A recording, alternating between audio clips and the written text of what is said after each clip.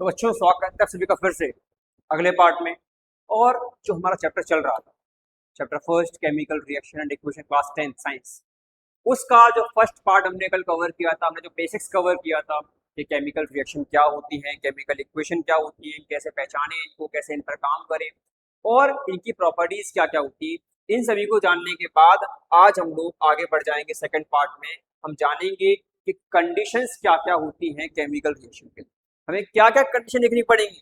तो बेटे याद रखना, सबसे पहली कंडीशन क्या निकल कर आ रही है कि सर सबसे पहली कंडीशन निकल कर आ रही है, हमें देखना पड़ेगा कि close contact of reactants, reactants का एक क्लोज कांटेक्ट। इसका मतलब क्या? इसका मतलब ये है कि अगर मैंने बताया था कि आयरन को अगर मैं मॉइस्चर और ऑक्सीजन के कांटेक्ट में रख दूं तो उसमें एक ब्राउनिश लेयर बन जाती है, और वो जो ब्राउनिश लेयर है उसको हम रस्ट बोलते हैं, और यही हमारी एक केमिकल रिएक्शन है। ठीक है, अच्छी बात है। अब इसमें फर्स्ट पॉइंट क्या काम कर रहा है? फर्स्ट पॉइंट काम कर रहा है क्लोज कांटेक्ट ऑफ रिएक्शन। मतलब क्या कि आयरन को हमने रख दिया रूम 1 में, आयरन को रख दिया रूम 1 में, और छत पर हो रही है मॉइस्चर क्योंकि बारिश हो रही है, छत पर ऑक्सीजन मिल रहा है, तो क्या आयरन पे जंग लगेगी? इसे नहीं लगेगी, बिल्कुल भी नहीं लगेगी, क्योंकि इसको मॉइस्चर मिला ही नहीं रूम में, इसको ऑक्सीजन प्रॉपर मिली ही नहीं। तो हुआ क्या कि कांटेक्ट नहीं बन पाया, कि कांटेक्ट नहीं बन पाया। सेकंड, अगर हम बात करें कि अगर हमें लकड़ी को जलाना था, तो लकड़ी को जलाने के लिए अगर मैं लकड़ी यहाँ रख दूं और मैं माचिस लेकर यहाँ बैठता रहूं, मैं जलाता रहूं माचिस को, तो क्या लकड़ी जल जाएगी? बिल्कुल नहीं। माचिस आप खूब जलाते रहो, 100 फूक देना, खूब मिट्टी का तेल डाल के वहां पे 100 माचिस फूक दो आप, लेकिन लकड़ी यहाँ नहीं जलेगी। क्यों? क्योंकि भाई कांटेक्ट नहीं है। लेकिन जैसे ही आपने क्या किया, जैसे ही आपने लकड़ी को जैसे ही आपने लकड़ी को डायरेक्टली हम सीधे ऑक्सीजन या फिर हम ये बात करें कि माचिस और तेल के कांटेक्ट में लेके आए, लकड़ी जलने लगी। तो क्या बोला मैंने कि कांटेक्ट बहुत इंपॉर्टेंट। अगर हम बात करें कि दूध से दही कैसे बन जाता है, तो क्या दूध को रख दें और दही बन जाएगा? नहीं। जब तक दूध में आप थोड़ा सा वो दही जो होता है वो डालोगे नहीं, थोड़ा सा खट्टा नहीं डालोगे, थोड़ा सा एसिड नहीं डालोगे, तो दही नहीं बनेगा। तो अगर दूध में एसिड नहीं डाला, दही नहीं बना, या फिर दूध फटा नहीं, तो इसका मतलब क्या? इसका मतलब ये है कि अगर हम दूध को अलग रख दें और एसिड कहीं और डाल दे रहे हैं, तो क्या दूध फट के पनीर बन जाएगा? नहीं बनेगा। आप दूध को कहीं और रख दो, पनीर एसिड कहीं और डालते रहो, दूध फट के कहीं पनीर नहीं बनेगा। इसका मतलब क्या? इसका मतलब ये कि अगर हमें दूध को फाड़ कर पनीर बनाना है, तो एसिड भी दूध में ही डालना पड़ेगा। मतलब कि आपको एक क्लोज कॉन्टेक्ट क्रिएट करना पड़ेगा। सेकंड, अगर हम बात करें कि एक्सचेंज ऑफ एनर्जी, कि जब भी रिएक्शन होगी तो रिएक्शन के दौरान एनर्जी का एक्सचेंज होगा। रिएक्शन के दौरान क्या होगा? इस रिएक्शन के दौरान एनर्जी एक्सचेंज होती है। मतलब कि रिएक्शन के दौरान जो मॉलिक्यूल्स ब्रेक होते हैं, जब मॉलिक्यूल्स ब्रेक होते हैं या नए मॉलिक्यूल्स का फॉर्मेशन होता है, तो इन सभी के लिए हमें एनर्जी की रिक्वायरमेंट पड़ती है। बिना एनर्जी के हम ये काम नहीं कर सकते। या तो एनर्जी इवॉल्व होगी या एनर्जी एब्जॉर्ब होगी, इसके अलावा कुछ भी पॉसिबल नहीं है। क्योंकि भाई हम जानते हैं हमें कोई भी काम करना हो, हमें वो काम करना है तो ऐसी बात है, हमें काम करने के लिए एनर्जी चाहिए। अगर हमें काम करना है तो काम करने के लिए एनर्जी चाहिए। अगर मैं यहाँ खड़े होकर पढ़ा रहा हूँ आपको, तो भाई अगर मेरा पेट नहीं भरा होगा, मैंने नाश्ता नहीं किया होगा, मैंने ब्रेकफास्ट नहीं किया होगा, मुझे भूख लगेगी और फिर शायद पढ़ाने का मन भी ना करे। मतलब क्या कि मतलब अगर मैं काम यहाँ कर पा रहा हूँ खड़े होकर आप लोगों के लिए, तो उसके लिए मुझे एनर्जी चाहिए। वो एनर्जी कहाँ से मिली? वो एनर्जी मुझे मिली खाने से। वैसे ही अगर रिएक्शन करवानी है, तो रिएक्शन करवाने के लिए आपको क्या चाहिए? कि हमें चाहिए एनर्जी, और वहां पर बिना एनर्जी एक्सचेंज के, बिना एनर्जी के हम कोई भी काम, कोई भी रिएक्शन परफॉर्म नहीं कर सकते। लकड़ी को जलाना है तो आपको माचिस से या लाइटर से, किसी ना किसी से आपको एक इग्निशन टेम्परेचर देना पड़ेगा। मतलब लकड़ी को हल्की सी आग देनी पड़ेगी। जैसे ही लकड़ी को आग दी, लकड़ी ने आग में से वो हीट एनर्जी एब्जॉर्ब की और लकड़ी जलने लगी, और फिर वो एनर्जी को इवॉल्व करने लगे। तो क्या हुआ कि एनर्जी के बिना लकड़ी भी नहीं जल सकती। आया समझ? थर्ड, अगर हम बात करें कि प्रेजेंस ऑफ कैटलिस्ट, अगर हम बात करें कैटलिस्ट की, तो कैटलिस्ट एक ऐसा टर्म है जिस टर्म में अगर हम बात करें कि इसका रिएक्शन पर कोई ज्यादा खास इफेक्ट नहीं है। ये रिएक्शन में इन्वॉल्व नहीं होगा, ये रिएक्शन में टांग नहीं अड़ाएगा। इसका काम इतना सा रहता है कि ये पापा होते हैं रिएक्शन, कितना मान लो कि ये कौन है, कि ये पापा है या मम्मी मान लो। ऐसा इसका मतलब क्या है, इसका मतलब ये है कि हम जानते हैं घर पे बैठे पढ़ रहे होते हैं और पता चला कि पापा के आने का टाइम हो गया, तुरंत ही फोन फोन सब साइड में सीधे पढ़ने बैठ गए, एकदम पढ़ाई जोर शोर से होने लगी। मतलब क्या कि हमने रिएक्शन को अगर फास्ट करना है, अगर हमें रिएक्शन को फास्ट करना है तो हम कैटलिस्ट का इस्तेमाल करेंगे। सेकंड, पापा चले जाएं, मम्मी घर पे हो तो क्या होता है कि तो पढ़ लेंगे, मम्मी को तुम कुछ भी कह देंगे, कुछ भी बहाना बना देंगे, वो मान जाएंगे। तो रिएक्शन को स्लो करना है तो फिर हम क्या करेंगे, तो भी हम कैटलिस्ट का इस्तेमाल करेंगे। इसका मतलब ये आया कि कैटलिस्ट एक ऐसा पार्टिकल है, एक ऐसा एलिमेंट, एक ऐसा सब्सटेंस है जो रिएक्शन को फास्ट या रिएक्शन को स्लो करने में हेल्प करता है, ये रिएक्शन में इन्वॉल्व नहीं होता। तो अपन ने क्या देखा, अपन ने देखा कि रिएक्टेंट्स का क्लोज कांटेक्ट होना चाहिए, बिना क्लोज कांटेक्ट के रिएक्शन नहीं होगी। Second, exchange of gases. अब एक्सचेंज ऑफ गैस में मैंने बताया कि बिना गैसेस, बिना एनर्जी के, सॉरी क्या हो गया, एक्सचेंज ऑफ एनर्जी है, गैसेस नहीं, ध्यान देना, बिना एनर्जी के एक्सचेंज के, बिना एनर्जी के हम कभी भी रिएक्शन को परफॉर्म नहीं कर सकते। जैसे कि अगर हम बात करें कैल्शियम कार्बोनेट, कैल्शियम कार्बोनेट को अगर हम ब्रेक करेंगे, अगर हम तोड़ेंगे तो वो बनता है carbon dioxide, sorry calcium oxide, carbon dioxide. अब कैल्शियम कार्बोनेट को तोड़कर हमने कैल्शियम ऑक्साइड और कार्बन डाइऑक्साइड बनाया, तो ये कैसे बना, तो भाई ये ऐसे बना कि जब तक आप कैल्शियम कार्बोनेट को तोड़ने के लिए हीट नहीं दोगे, कैल्शियम कार्बोनेट को तोड़ने के लिए हीट नहीं दोगे, तब तक कैल्शियम कार्बोनेट, कैल्शियम ऑक्साइड और कार्बन डाइऑक्साइड में ब्रेक नहीं होगी। सेकंड, अगर हम बात करें कि हाइड्रोजन और क्लोरीन को कंबाइन करना है, कंबाइन कर कर हमें हाइड्रोक्लोरिक एसिड बनानी है, लेकिन तभी पॉसिबल है जब उसको आप लाइट एनर्जी दो। लाइट एनर्जी किससे, सनलाइट से, बिना इसके पॉसिबल नहीं। तो मैंने क्या बोला कि बिना एनर्जी के कभी भी रिएक्शन पॉसिबल नहीं हो सकती। And at last catalyst, catalyst का काम क्या है, इस कैटलिस्ट का काम है रिएक्शन में इन्वॉल्व नहीं होना है, लेकिन रिएक्शन को स्लो या फास्ट करने में हमें बहुत अच्छे से हेल्प करनी है। तो ये है हमारी कुछ कंडीशंस। आगे अगर हम बात करें कि केमिकल रिएक्शन, तो हमने पढ़ ली, हमने केमिकल रिएक्शन के बारे में जान लिया कि केमिकल रिएक्शन क्या होती है। हमने क्या जाना कि सर, हमने जाना केमिकल रिएक्शन क्या होती है, इसकी डेफिनेशन क्या होती है, इसकी प्रॉपर्टीज क्या होती है, इनके कंडीशन क्या होती है, ये कैसे वर्क करती है। अच्छी बात है, लेकिन अब पॉइंट आता है कि अगर हमें केमिकल रिएक्शन को लिखना है, अगर हमें उसको लिखना है तो कैसे लिखें, तो केमिकल रिएक्शन को लिखने का जो तरीका होता है वही हमारा केमिकल इक्वेशन कहलाएगा। केमिकल रिएक्शन को लिखने का तरीका ही केमिकल इक्वेशन कहलाएगा।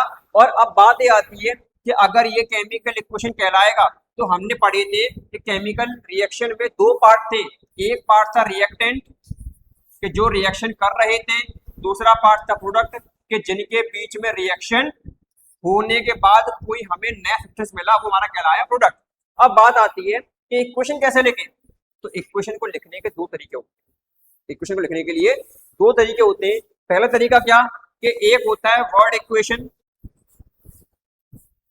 दूसरा होता है सिंबल इक्वेशन।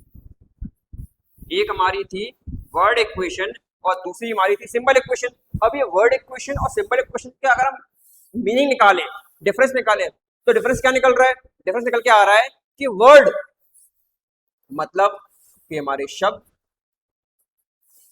इतना समझ में आ रहा होगा। सिंबल कि भाई हमारे साइन जो हम एब्रिविएशन वगैरह यूज करते हैं।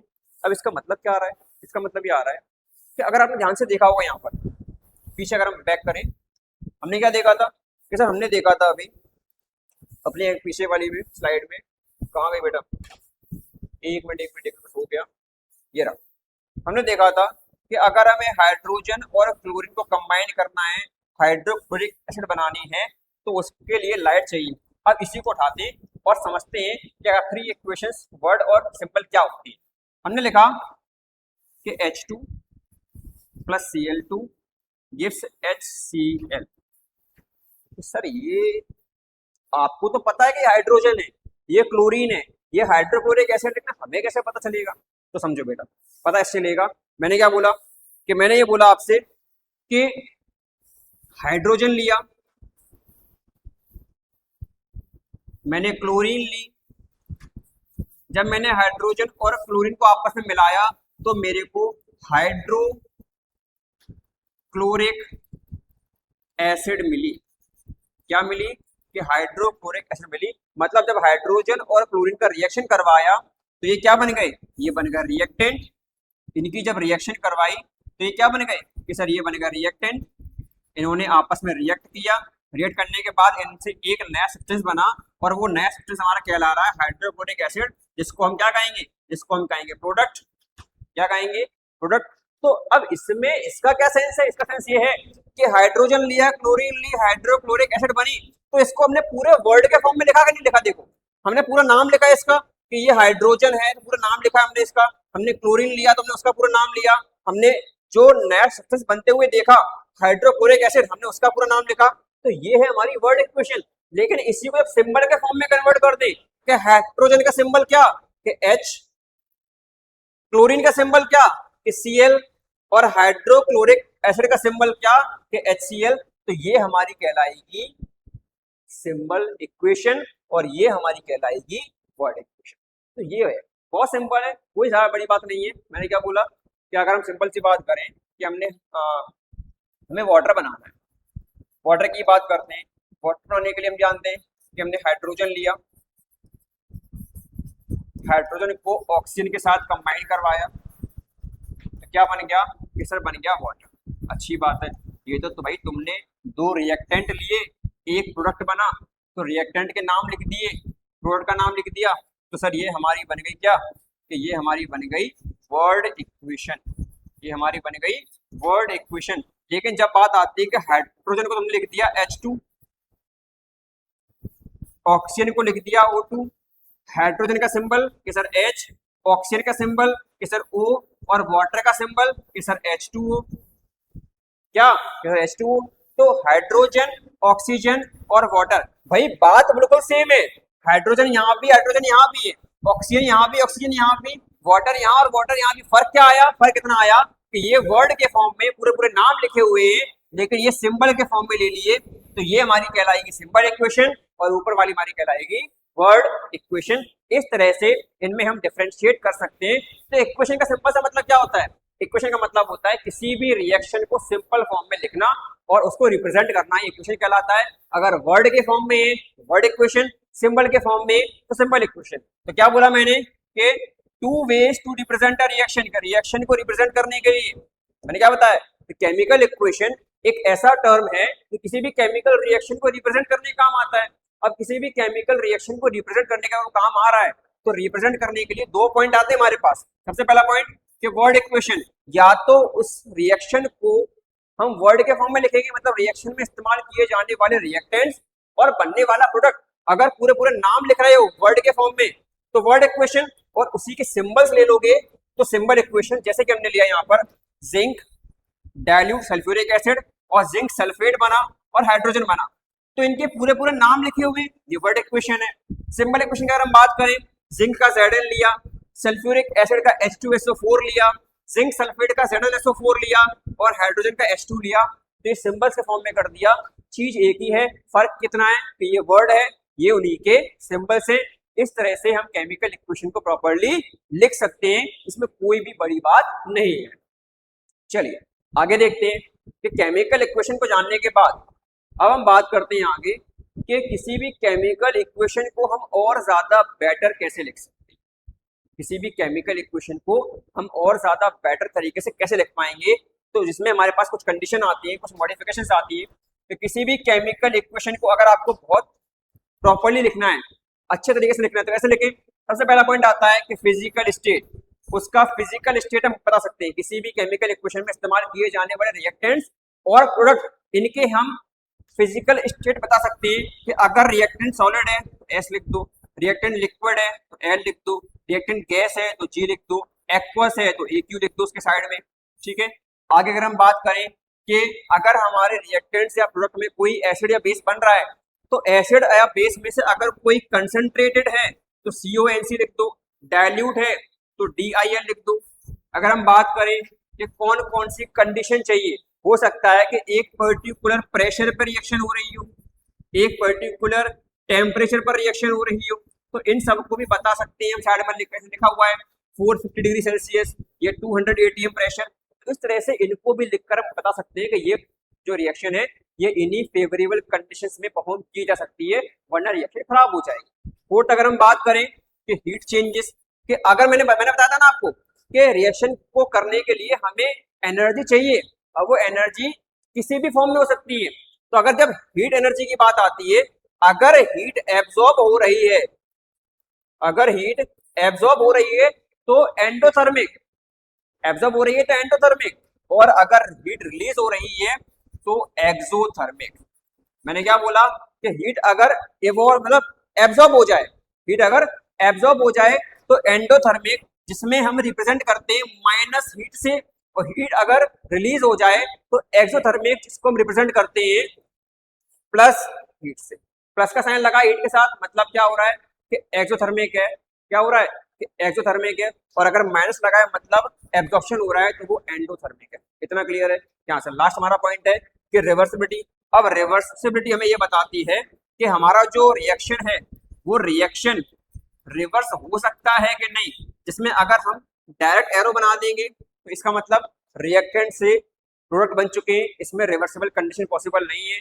लेकिन अगर हमने इस तरह से कोई एरो बनाए तो ये एरो जो है वो एरो हमें रिप्रेजेंट करते हैं कि रिएक्टेंट प्रोडक्ट और प्रोडक्ट से वापस से रिएक्टेंट बन सकता है, यहाँ पर रिवर्सिबिलिटी कंडीशन लग सकती है। तो ये थी हमारी कंडीशंस ऑफ केमिकल इक्वेशंस।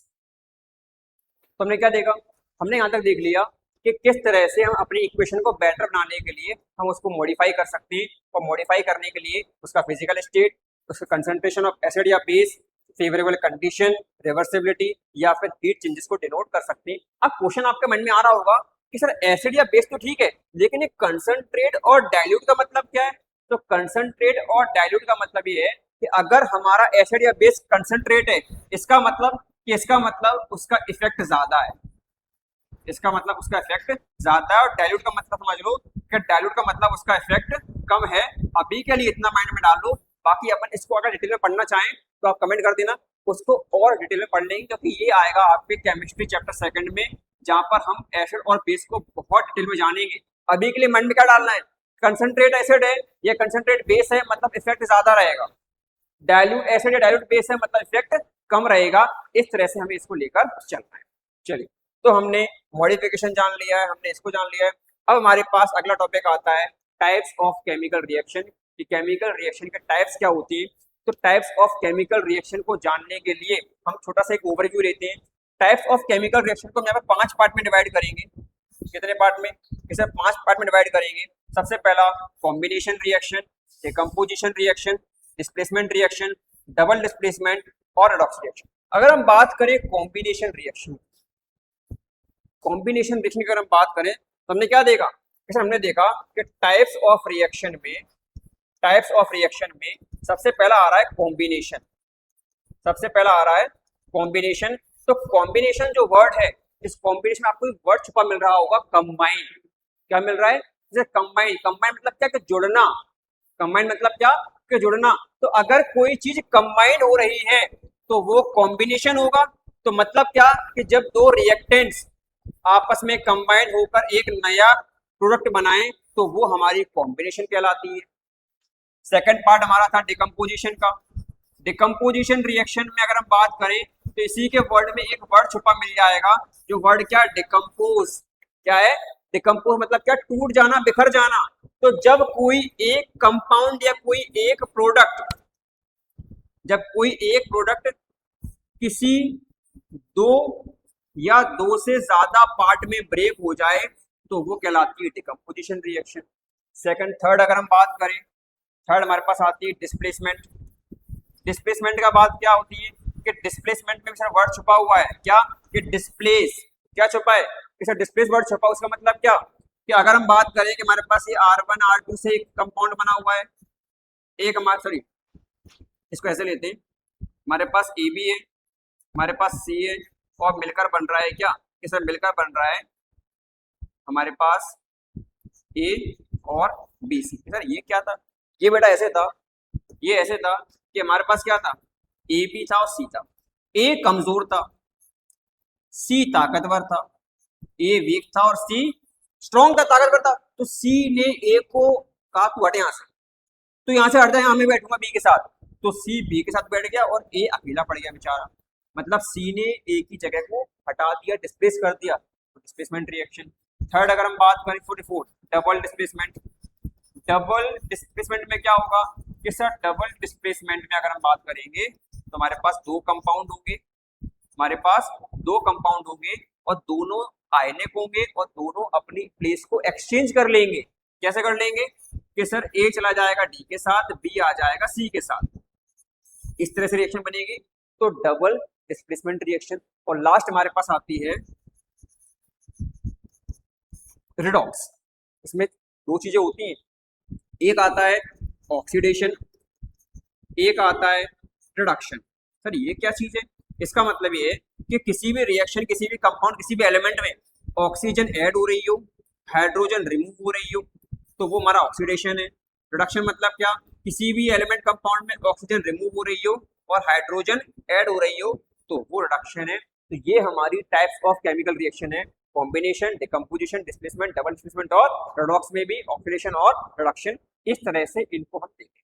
तो इनको हम देखेंगे, जानेंगे, डीपली पढ़ेंगे विद रिएक्शन कैसे होती है, कैसे कंबाइन होता है, कैसे डिकम्पोज होता है, कैसे डिस्प्लेसमेंट होता है, इन सब के बारे में डीपली प्रॉपर चलेंगे अपने नेक्स्ट पार्ट में, पार्ट 3। तो बने रहिए, जुड़े रहिए और अपने दोस्तों को शेयर करना ना भूलें। सब्सक्राइब कर दीजिए, लाइक कर दीजिए और थर्ड पार्ट के लिए हमसे जुड़े रहिए, क्योंकि कोई भी पार्ट में मिस नहीं करना है।